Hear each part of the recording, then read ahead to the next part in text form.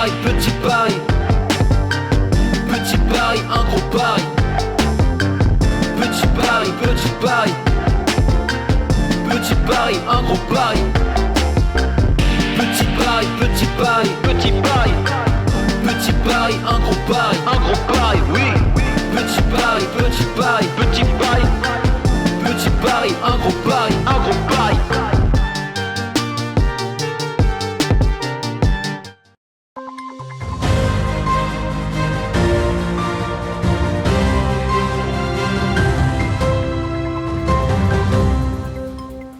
Bonsoir à tous et bienvenue dans votre journal du vendredi 26 août 2022. Tout de suite les titres de cette édition.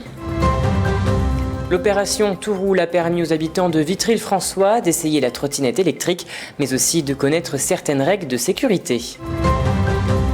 Découvrir la Meuse en canoë, c'est possible grâce au club de kayak de Saint-Mihiel qui a organisé les Journées Pagaies. Et voilà pour les titres. Tout roule, c'est le nom de l'opération qui a eu lieu sur la place d'Armes à Vitry-le-François ce mercredi. Ce n'est pas le vélo, mais bel et bien la trottinette électrique qui a été mise en avant. Même si elle est plus petite, elle engendre des accidents parfois dramatiques ainsi que des obligations. Un reportage d'Alison Godefroy. Voilà une opération nationale originale, elle se nomme Tout roule et permet aux habitants de Vitry-le-François d'essayer la trottinette électrique. L'objectif, apprendre les bonnes pratiques et surtout la bonne manière de l'utiliser. Mais laquelle choisir ? Si vous recherchez une trottinette de manière occasionnelle pour aller chercher votre baguette par exemple les week-ends, dans ce cas-là, une trottinette d'entrée de gamme très légère, on va chercher plutôt un poids léger sur cette trottinette, un peu moins confortable, mais qui va vous permettre une utilisation beaucoup plus souple et ce qu'on appelle de l'intermodalité, c'est-à-dire qu'il va s'incorporer avec, je sais pas, la prise d'un bus, d'un train ou d'une voiture, comme ça on peut la plier et on peut la déplacer facilement dû à son poids léger. En France, l'année dernière, plus de 2 millions d'utilisateurs prenaient leur trottinette électrique. Ce deux roues est entré dans le quotidien des Vitrias, écologique et pratique, il peut aussi créer des accidents. Donc tout ce qui est trottoir, c'est interdit. Être à deux sur la trottinette aussi, c'est interdit. Et l'assurance sur les trottinettes est obligatoire. Il n'y a pas grand monde qui le savent, mais c'est obligatoire. L'objectif de cette opération est de promouvoir la trottinette électrique, mais également de prendre en compte toutes les problématiques à l'usage et mettre de la prévention en parallèle. Une trottinette coûte entre 200 et 1800 € et doit avoir une vitesse maximale de 25 km/h. Vous devez aussi assurer votre deux roues, des amendes peuvent être reçues, 150 € si vous dépassez les 25 km/h et 1500 € si celle-ci n'est pas assurée. Sur la trottinette, si vous en avez une ou si vous comptez en acheter une, 3 éléments à regarder. Principalement déjà tout de suite, dès que vous l'avez acheté, appelez votre assureur pour le prévenir puisque la responsabilité civile, l'assurance responsabilité civile est obligatoire. Et dans ce cadre-là, il faut du coup prévenir votre assureur que vous ayez une trottinette. Si vous ne le faites pas, en cas de litige, l'assurance se retournera contre vous pour les frais.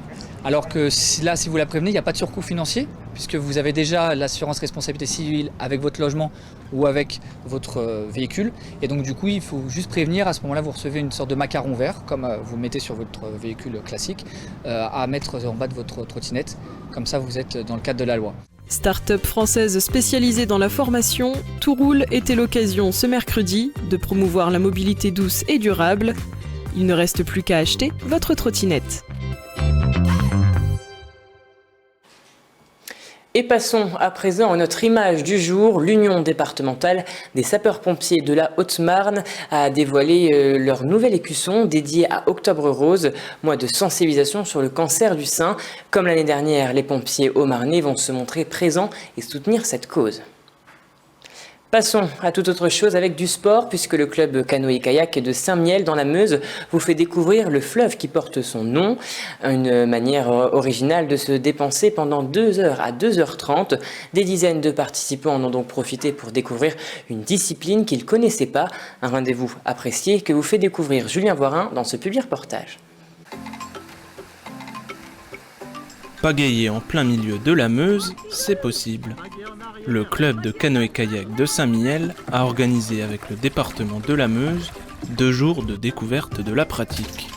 Un événement qui se veut sportif mais aussi naturel. C'est facile, c'est d'accès pour tout le monde, c'est bien encadré, on avait assez d'eau pour pratiquer l'activité, donc ça c'est une chance incroyable parce que c'était pas gagné encore jusque-là, surtout quand on voit ce que l'on subit actuellement comme sécheresse.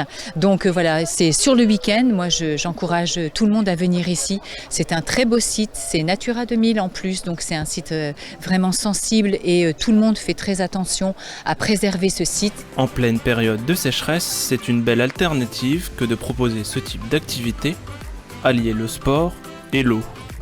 Vraiment un super site. Il y a une jolie descente à faire avec une faune et une flore à admirer et on trouvait ça super sympa. C'est vrai qu'il y a des passages qui sont un peu plus compliqués que d'autres où il y a beaucoup moins d'eau. Mais après, voilà, il faut trouver les bons espaces, les bons créneaux et on arrive à passer. Labellisée Meuse Terre d'échappée par nature, cette activité a permis à un certain nombre de participants de découvrir cette pratique plutôt rafraîchissante. Une descente très sportive durant entre 2h et 2h30, les participants sont en tout cas ravis de s'y être inscrits. J'ai été invitée en tant que principale du collège de Saint-Miel. On a une section kayak et j'avais jamais eu l'occasion d'en faire. En échangeant beaucoup et puis en faisant comme on le sentait en fait. Ne l'ayant jamais fait, donc j'en ai profité pour faire découvrir ma Meuse, profiter de ce beau temps aussi, de cette météo aujourd'hui superbe. Sur les journées de samedi et dimanche, plusieurs dizaines de personnes ont été ravies de descendre la Meuse en canoë. Et voilà, c'est la fin de cette édition. Merci à tous de l'avoir suivi. Dans un instant, vos prévisions météo de demain, présentées par Alison Godefroy. Je vous souhaite à tous et à toutes une très belle soirée et un très bon week-end. Toute l'actualité qui vous concerne, à voir et à revoir dès maintenant sur puissancetélévision.fr et sur notre application mobile.